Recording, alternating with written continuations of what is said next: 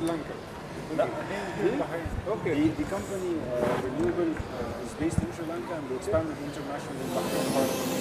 Okay. That's interesting. My own operation is here in Bahrain and slash.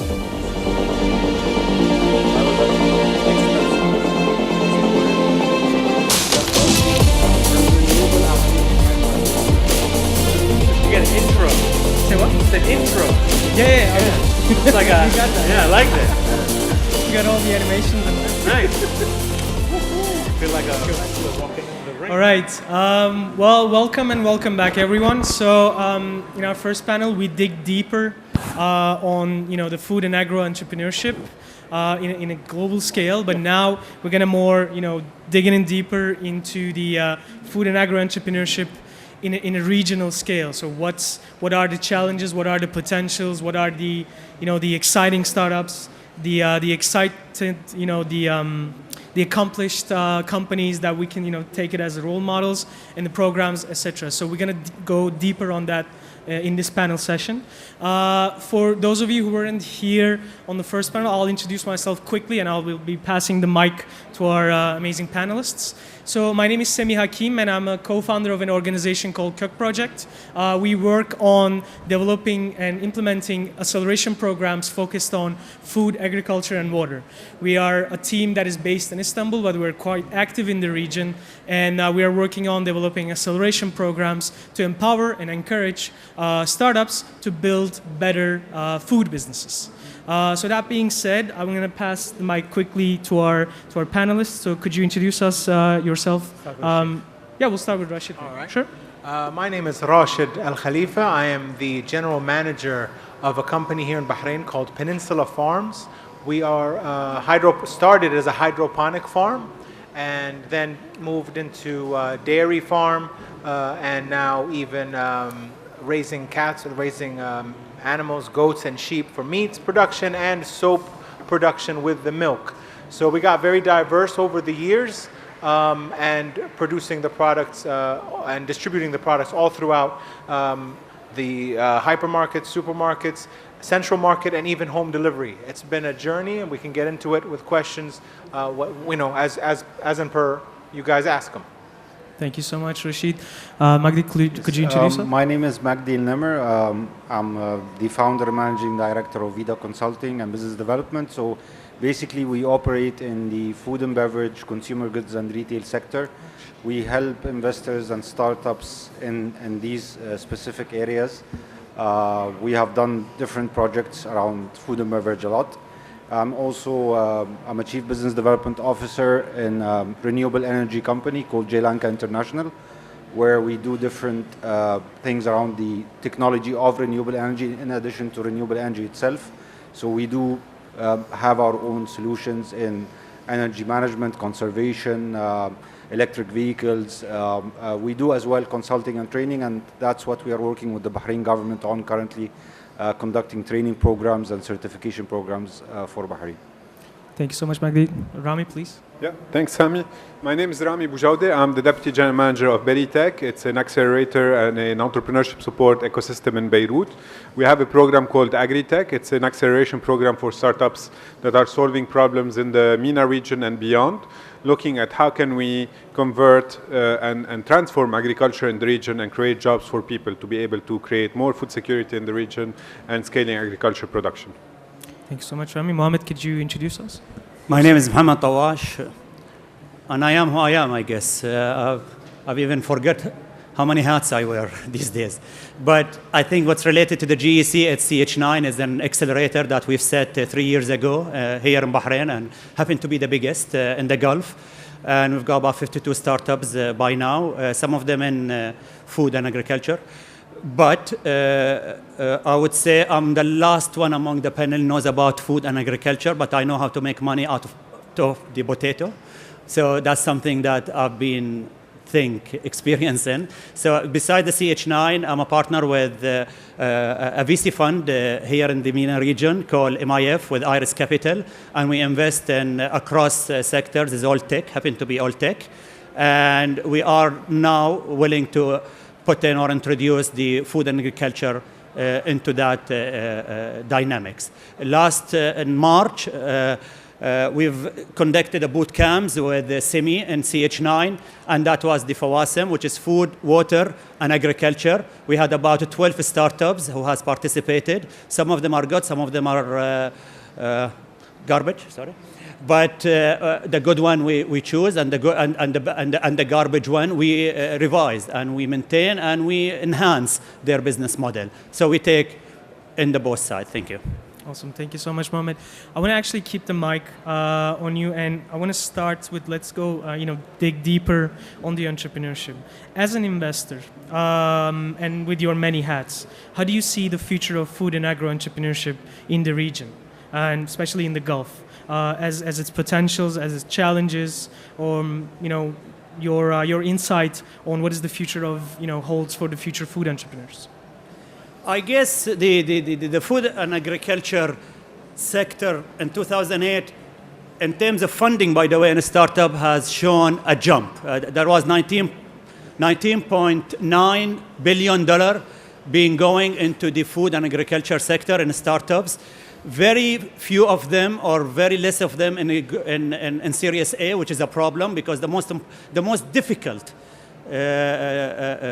task and the most difficult level for startups to reach the Series A funding. So many of them, they were seed, many of them, they were more growth. In the MENA, I haven't seen really a number, or maybe the data are not available, but there are very few. There isn't much of investment and funding, and seed investment has gone into the food, and especially the agriculture. Agriculture, mainly, by the way, it's happening by a passion. Sheikh Rashid, mashallah alayhi, he liked agriculture, he liked the harvest, so he has carried on with this. But it doesn't happen with an investor's mindset, or a VC mindset looking to invest in a tech. So I think we have neglected this food and agriculture tech for a long time, and it's about time to give it an attention, because when it comes to food security in the Gulf, it's a very high census, because we are a nation in simplicity who does not grow our own tomato. We import the tomato from different countries around the world, and our shipment and our logistics and our deliveries are one of the worst in the Gulf. So those tomatoes, by the time it gets shipped to Bahrain, 70% of it end up in the landfill. They get rotten.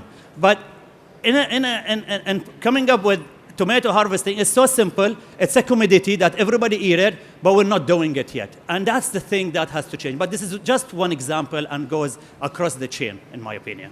Thank you so much, Mohammed. And I want to pass the mic to Rami. So we talked about Gulf. How do you see it in Levant, in Lebanon and Levant region? The food and agro entrepreneurship. I think the food security issue is as important, and I think as people from this region, we need to look at it much more seriously. We're seeing a bit more investment in smart farming. We've seen big farms taking place in several Gulf countries and so on. But I think we need to look at more investing in technologies that are looking at improving the agriculture sector in the region. So are we looking at smart agriculture that focus on arid production? Are we looking at breeding tomatoes that could survive high heat, low water, or salinity? Agriculture used to be half science, half art. And I think now agriculture has to be half science and half engineering. So we need to be able to, look at investing in production to create that food security in the region. But we also need to have the IP, and developing the IP and developing the knowledge of the communities in the Levant, in the GCC, in North Africa, and exchange that knowledge among ourselves to be able to produce solutions and agricultural solutions that fit our region's problems, the shortage of water, the climate change, and political turmoil that we see in the region. So that's super critical. And with that, when we're looking at startups that we're supporting, we always tell them, look at the bigger picture. Look at what are the options that we need to deal with. What are the big pain points that people are looking, and look not only at what the West is doing. Look at what the West have done, learn a bit from it, but don't copycat, because the farmers are not the same, the challenges are not the same, the climate is not the same. So we need to look at what is particular to the region, what could be scaled from here to the rest of the developing countries and developed countries if there is a need for it, but we need to be able to adapt our technologies to the level of farmers, their knowledge, their practices, and so on. And between, Egypt having 80 plus billion people, Turkey 90 plus, if not more, the Levant, Saudi, Bahrain, and so on, there is a big population in this part of the world that is super dependent on import of food. And I think we need to deal with this very actively. Awesome, thank you, Rami. Magdi, I want to pass the mic to you as well. What is your thoughts on the future of food entrepreneurship, especially with your experience on the HoReCa sector as a consultant, as a business developer? How do you see the challenges and potentials in that? Well, actually, as we were just discussing before the panel start, unfortunately, we are a bit in this part of the world behind when it comes to entrepreneurship in the food, and especially on the agriculture side. You'll find a lot of investments or projects in the food service sector, as in restaurants, cafes, and what might have you. But unfortunately, on the growing side of it, which is extremely important and much more viable than the service sector, it's very shy. And I think it's attributed to many things.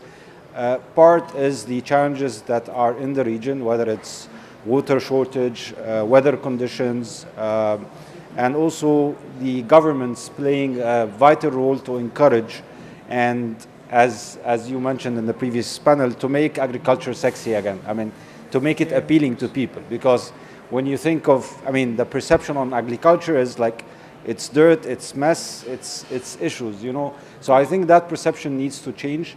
And there are now the technologies and the know-hows that the Western world has come up with that makes farming a totally different thing than what it was 20, 30 years ago. So I think there is an important role here for governments to really emphasize on that, support that, and focus on that. And like the example on Lebanon, startups that, incubators or support systems that focus mainly on this part of the market and the potential it has to give, because food security is an extremely important thing with what's being known as the future wars will be fighting for water, not oil. Right. So this makes food security more and more important and viable. Thank you so much, Magdi. Can we make the food and the agriculture take more sexy and more tasty? Yes, that's so definitely. We just add the tasty part? Yes, definitely. When we grow it ourselves, it will become more tasty, definitely, yes. Awesome. And Rashid, I want to pass the mic to you. So how do you see the future of agriculture entrepreneurship in the region, and what are the challenges and potentials on your behalf? I believe it's a shared responsibility. Obviously, it starts with the producers, the growers, the farms, the factories, the people that are actually producing. But for a country and a region that has to look at this as a serious issue and look at this as a concern for the future and look to improve this situation, it has to be a shared responsibility. I dream up a scenario a lot. I find myself, the farm is far away. We're in the desert here. I know for the people not living in Bahrain, you do not believe me when I say far away, but for the Bahrainis, 45 minutes is a lifetime journey in our country. And in the middle of the desert. In the middle of the desert, yeah. We have to take like food, water, pillows, stuff like that just to get there. I have my passport today because I'm here. I dream up a scenario where there's a shared responsibility. You have the businesses themselves that are focusing on quality, focusing on innovation, focusing on sustainability and consistency. You have the government sector focusing on initiatives that are helping the local production. That's very important. Whether it be maintaining a support system for the locally grown products, helping maintain, if a product is needed, it can be imported, but if it is not required, maybe work on that. There are many ways to look at it. Starting up a campaign We were discussing earlier about health. Today, everyone, when they walk in a supermarket, they grab the product, they read all the nutritional facts before they consume and purchase and consume any product. Well, unfortunately, capsicum, one bell pepper, doesn't have any nutritional facts on it. And you all, including myself, believe that making a salad with tomatoes, capsicum, and cucumber is probably healthier than a bag of chips. So let me do that for dinner. Well, there's one capsicum and tomato may be different than another one. One that was harvested 2 days ago and placed in the supermarket has higher vitamin C content, higher nutritional value than one that was imported and put in several cold chain situations and brought overseas. That kind of knowledge should be made readily available to the public, and I'm the first one to say it, and I'll say it every day. I'm on camera, so please put this out on Instagram, guys. Local products are actually better for you. They have more nutritional value. So imagine a world where people know that, where the farming community, the factories producing the food, they know that, and legislation is made to assist. Then we start to catch up and overtake the best food production countries and regions in the world, because we have it in us. We can be the best. Of course. And I actually have a follow-up question. We talked about that prior panel as well. Urban farming versus the mass production and supporting the mass agriculture production or investing more on urban farming. Which side are you, in your perspective, which side you would go more deeper on that? I will speak on a personal level here. I'll talk about my own experience. I run a business where I'm fortunate enough to have quite a large plot of land, and we decided to start the business with hydroponic lettuce and tomato. Initially, we were approached by many companies to look into vertical farming systems. One thing to know, there are growers and there are greenhouse builders. A grower is going to be the one who's dealt the hand and has to deal with this and build it. A greenhouse builder might sell equipment that works somewhere. It may not work where you are. So I had to study my environment. And one of the first things I studied was the sun. So going vertical farming may work if you're going to have to produce a different source of light. But when you have a wonderful sun, going with a flatbed floating raft system works very, very well, and produces quality and speed faster than grow lights. So you have to study where you're growing, the environment, the weather, the humidity, the seasons. We live in our industry is a planning industry. Everything is way in advance, and people sometimes forget how much future thought a farmer has to think. So for me, I think vertical farming is important to know, but right now we need to start just farming anything. Just get the stuff that's good and get it in the markets. Right. Vertical farming is something we will reach, but let's not get the medicine ready before the sickness arrives. I tried to translate it like an Arabic proverb there. It sounds weird in English. I'll let that. صح؟ chicken and egg. Yeah, yeah. لا تجهز الأدوية قبل الفلعة. هذا هي. Yeah. It's a good one. Ask your friends. Ask your friends. Awesome. So I wanna move into the trends now, because vertical farming is also a trend. In the world we see a macro trend regarding on food entrepreneurship and agriculture entrepreneurship, and we need younger farmers for sure. That is a fact. So if we are making agriculture again, as we discussed before, and sexy and cool again, and we need younger farmers to do that, what's the role of education in there? Again, that's my I always ask that question. Like, how can we involve? We're talking about governmental organizations, we're talking about the private sector, etc. But how can we add to the education to the picture? This is a question for really all of you, because education is always a topic on my mind to ask about. I guess education, any sector. Absolutely. Well, I mean, I have to give we have to mention the National Initiative for Agricultural Development here in Bahrain, NIAD.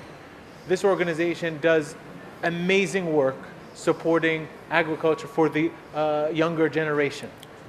They hold workshops, encourage schools to have small nurseries, hold field trips, and they inspired me to open up the farm for school visits.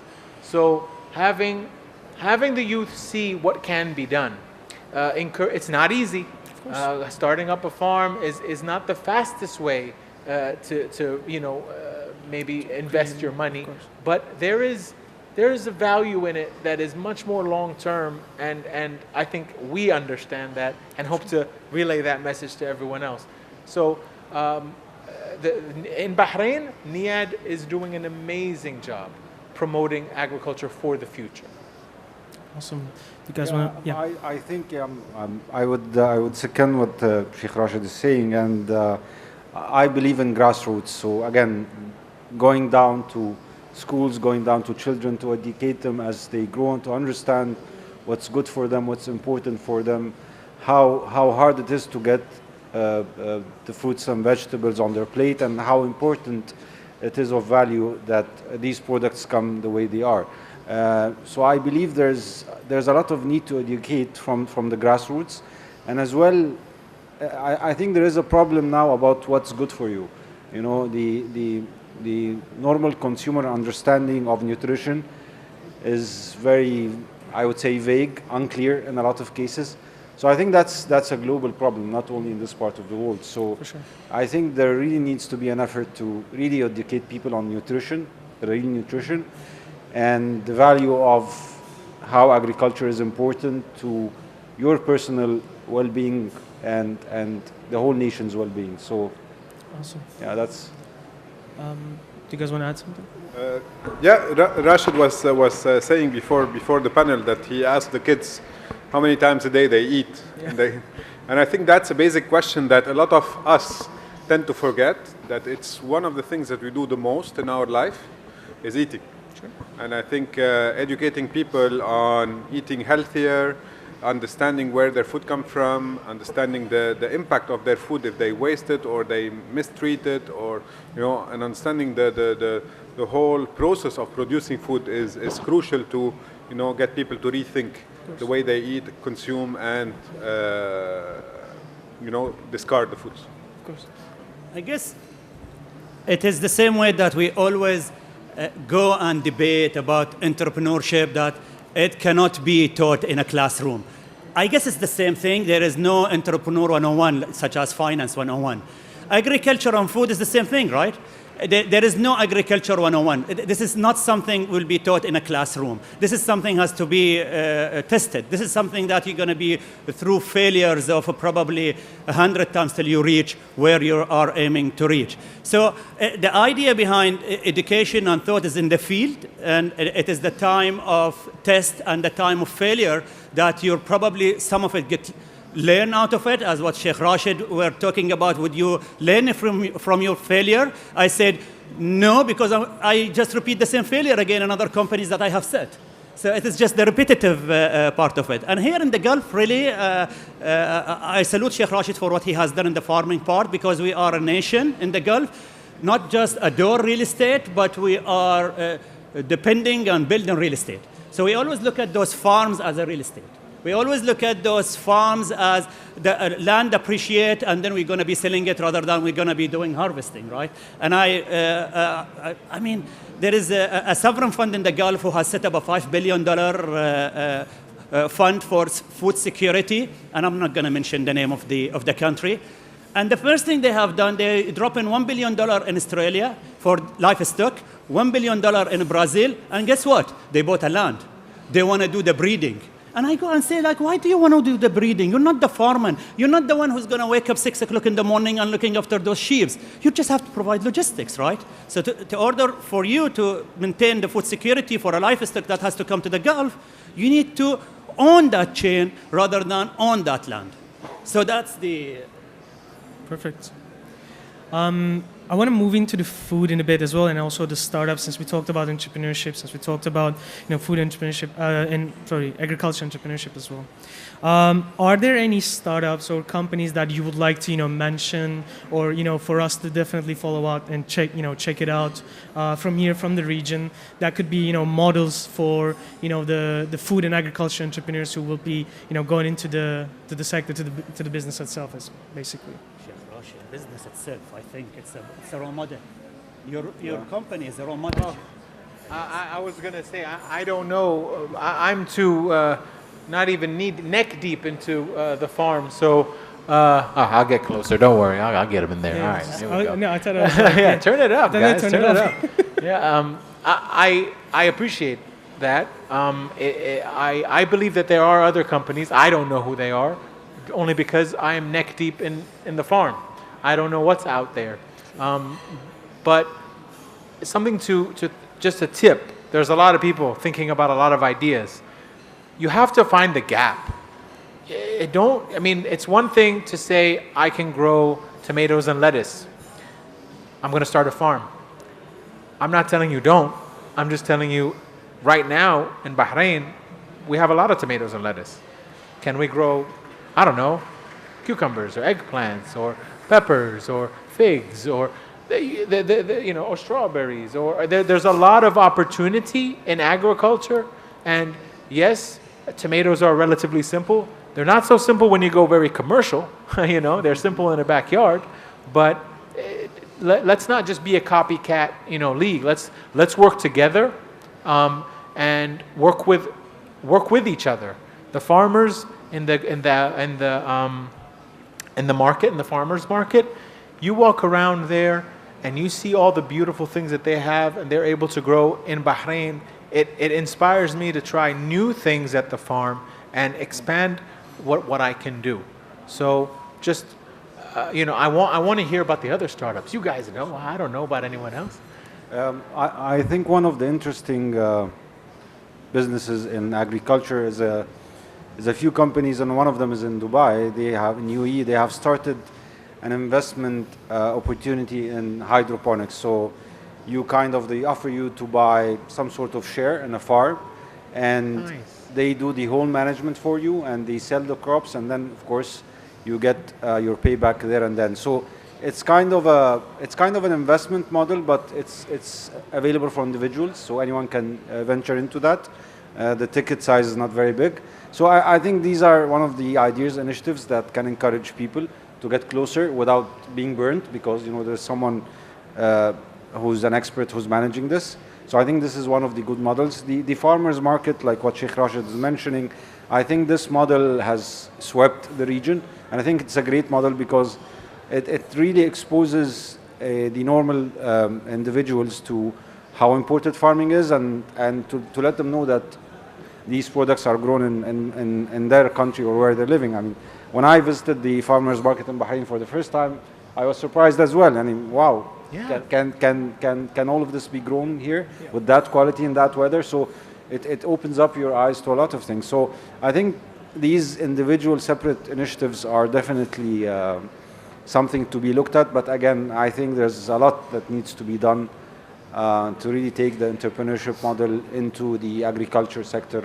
to a great extent. And as well, if I may add, on not only agriculture, but also on food manufacturing and processing. Because again, we in this part of the world, we import, if not 80%, then at least 50% in some categories. So there's a huge opportunity for that. And what we have here is mainly multinational companies opening up manufacturing and production operations here. So why can't the entrepreneurs in this region start their own packaged goods range? So that's another big opportunity in the food sector in the region. Absolutely. Yeah. For us in Lebanon, we've supported a number of startups that are quite interesting. One of them is working on food production, so they've worked on a sous vide technique to cook ready-to-eat meals with no preservatives, for example, called Smart Gourmet, and they're doing awesome. They have started moving into different countries. I think Kuwait, UAE, Lebanon, and a number of other countries now. We have another startup called Regino that's working on a traceability solution from farm to consumer by passing all through the production value chain to help farmers be able to trace all their products all the way. We have another one that is working on AI-based fruit sorting machine to be able to sort them based on size, maturity, and defects. And the sizes of those machines are adaptable, so even if you have a small or medium farm, they will be able to adapt it and maintain it for you through a leasing mechanism, and many more. Another one is working on a smart trap to minimize the impact of the Mediterranean fruit fly by providing, notifications to farmers on the stages of growth of the Mediterranean fruit fly. That way they can, do preventive measures rather than, just overspraying the fruits to be able to make sure that they are exportable. One of the major problems in Lebanon is that we overspray our fruits and vegetables because we don't want to have them damaged. So by that, we will be able to win on both sides. So these are some of the startups that we're working on. We've had a couple also in irrigation as well. So a lot is coming up, and I think we need to balance production. So we need to see more like Sheikh Rashid producing and developing farms that are, smart, modern, effective and efficient, but at the same time we need to be able to develop IPs that would, enhance and support local culture and local production, from date farming to, bees to whatever. There's a lot of technologies that could be used to improve traditional agriculture that's based on this region as a whole. Thank you. I guess, are we differing from the food agriculture or the the food tech or the agri-tech, right? Sure. Now, in the agri-tech, I haven't seen much, but in the food tech, there are good examples. Talabat or Carriage or even the Hunger Station is a good examples of a food tech, and I think they had a good exit as well. And then you find the family conglomerates, which happen to be that they buy a big piece of lands in the middle of deserts, like Khalid al-Tuwajri in Saudi in the north, which he has like 100 kilometers, which he has now from 100 olive tree. Now he has 10,000 olive tree. You'll find this a lot in Saudi, by the way. So it's a huge land, and they acquired it as a real estate, but it ended up to be harvesting. But that has nothing to do with tech again. So in the food tech, we've seen a lot, but in the agriculture, that's new. That's thrilling news to me that in Dubai there are a few of them are working in agri-tech. Awesome. Well, thank you so much. These are my questions. So we're going to turn the audience now. If do you have any questions regarding on food entrepreneurship, please. Just a second. Hello. Yeah. Yes. I was just wondering, I'm from Bahrain Polytechnic, and my students come up with the business ideas. And occasionally they come up with hydroponic... Can you move the microphone? Sorry, yes. Hydroponic farming. Yep. And their impression is that if they do like tomato, lettuce, cucumbers, generally hydroponic farming without subsidy is not economically viable. Is their impression correct? It is changing. Today it's easier to invest and start to recoup your funds than it was 7 years ago. And I believe 7 years from now, it will be also easier. I believe the market, one, accepts local products a lot more now. Two, there's a new model with EWA, Electricity and Water Authority. It's called net metering. This allows any business, any home, anyone to put a solar panel in their property and sell back electricity for credit.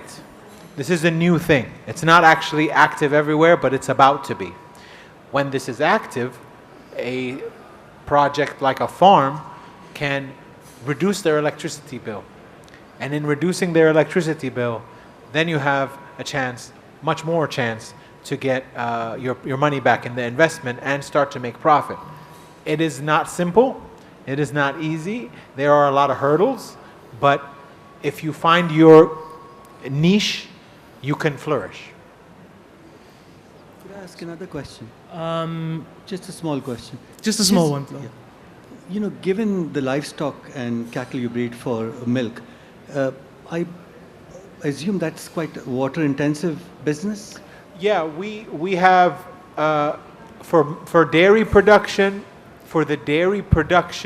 we have goats. So that is more for milk production. It's different. We have sheep for meat. I save a lot of water with my hydroponic farm. I spend a little water with animal, breeding.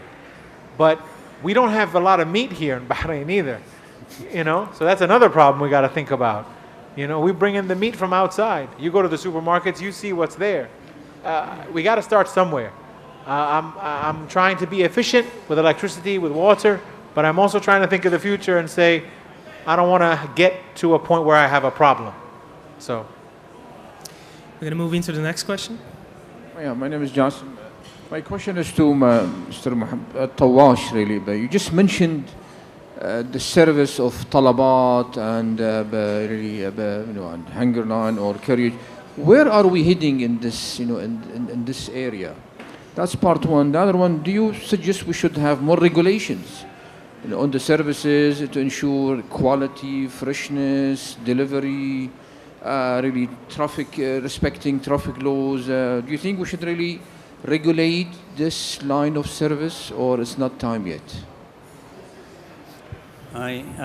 Doctor, I guess where we're heading when you refer to talabat, and I heard Kareem, if that's correct, and the terms of exit, right? It does take companies, and they are realizing now a good exit. I think we're going to see more of that. We have been missing that for years. We have been hibernating, actually, in the Gulf with unrealized exits. So with talabat, with carriage, with the hunger station now as food, with Kareem, with Souq.com and others, this is what all startups care about, honestly. I mean, when the startups knock the door in my accelerator, CH9, and say, I'm going to set a company, when I'm going to exit. That's the first question they ask about, because they know they're going to go through a journey of tiring, journey of sweating, journey of diluting and probably losing all their resources in funding and health as well. That goes with it.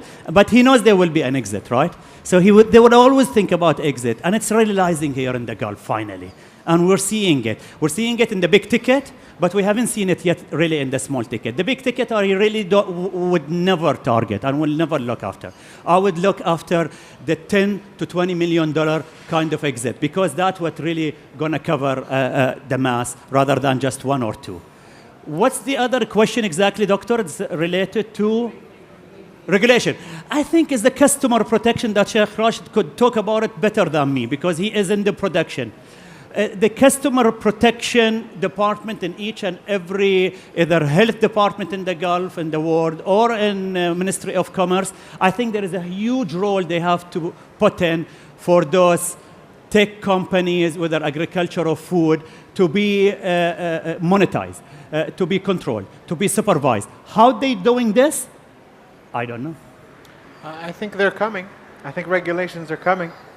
In UAE, they have food authorities, the government, food authority that monitors the safety of the food transport, that monitors the safety of food production. We have the Ministry of Health. We have the Ministry of Works with the Department of Agriculture underneath. We have the environment. We have the municipalities. But I think eventually we will have one entity that takes care of these things.